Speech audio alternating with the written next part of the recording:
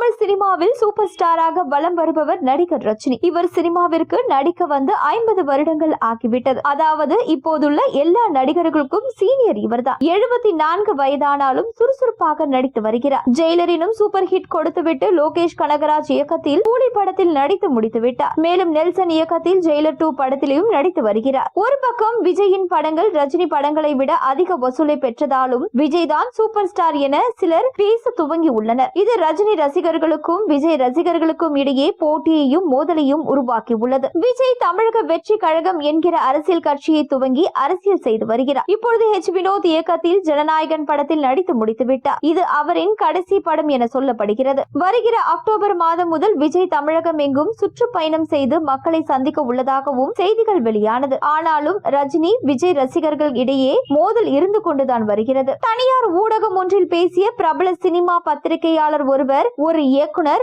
ஒரு தயாரிப்பு நிர்வாகியும் ரஜினி விஜய் என இருவருமே நெருக்கமானவர்கள். விஜய் அரசியல் கட்சி தொடங்கினாலும் அவர் மீது அன்பும் அக்கறையும் கொண்ட ரஜினி ஒரு அடிப்படையான விஷயத்தை விஜய் செய்ய வேண்டும் என ஆசைப்பட்டார். அதை செய்தால் மட்டுமே விஜய் தேர்தலில் வெற்றி பெற முடியும் என அவர் நினைத்தார். இதை விஜய் செய்தாரா என யோசித்த ரஜினி அந்த இருவரையும் அழைத்து நான் சொன்னதாக சொல்லி இதை விஜயை செய்ய சொல்லுங்கள் என சொன்னார். அவர்களும் விஜயிடம் அதை கூறினார்கள். அந்த அளவிற்கு விஜய் வெற்றி பெற வேண்டும் என ரஜினி ஆசைப்படுகிறார். ஆனால் இது புரியாமல் ரசிகர்கள் விஜயும் ரஜினியும் ஏதோ எதிரிகள் போல பாவித்து சண்டை போட்டு வருகிறார்கள் என அவர் கூறினார். விஜயின் முதல் மாநாட்டிற்கும் தன்னுடைய வாழ்த்துக்களை தெரிவித்திருந்தார். விரைவில் விஜய் ரஜினியை சந்திக்க இருப்பதாகவும் சில செய்திகள் வெளியாகி வருகின்றன. இவர்கள் இருவரும் சந்தித்தால் பல பிரச்சனைகளுக்கு முற்றுப்புள்ளிதான். விஜய் அரசியலிலும் ஜெயிக்க வேண்டும் என்பதுதான் ரஜினியின் விருப்பமும் கூட. தாவேகா தலைவர் விஜய் ஆகஸ்ட் 21ஆம் தேதி 2வது மாநாட்டை நடத்த முடிவு செய்து அறிவித்தார். இதன் பின் மதுரை பாரபத்தி பகுதியில் 500 ஏக்கர் பரப்பளவில் நிலம் ஒதுக்கப்பட்டு